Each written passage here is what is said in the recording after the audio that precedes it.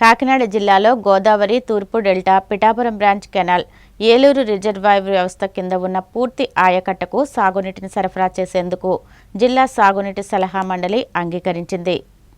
కాకినాడ జిల్లాలో గోదావరి తూర్పు delta Pithapuram branch canal Eluru reservoir వ్యవస్థల కింద ఉన్న పూర్తి ఆయకట్టకు సాగునీటిని సరఫరా చేసేందుకు జిల్లా సాగునీటి సలహా మండలి అంగీకరించింది. బుధవారం ఉదయం కలెక్టరేట్ వివేకానంద సమావేశపు హాల్లో కాకినాడ జిల్లా సాగునీటి సలహా మండలి సమావేశం కలెక్టర్ షణ్మోహన్ సగిలి అధ్యక్షతన జరిగింది. ఈ సమావేశం irrigation SE G Srinivas Godavari Yeleru irrigation వ్యవస్థల్లో ప్రస్తుతం ఉన్న నీటి నిల్వ పరిమాణాలను వివరించి ఈ వ్యవస్థల కింద పూర్తి ఆయకట్టకు రబీ సీజన్లో సాగునీరు అందించేందుకు తగిన నిల్వలు ఉన్నాయని తెలియజేశారు.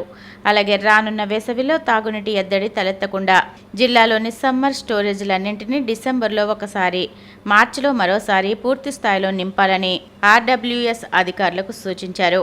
ఈ సమావేశంలో Kakinada RDO S Mallibabu, Peddapuram RDO K Sriramani, Polavaram LMC SE P Yesubabu, Yeleru irrigation division EE G Seshagirirao, వ్యవసాయ శాఖ జేడీ ఎన్ విజయ్ కుమార్ పాల్గొన్నారు.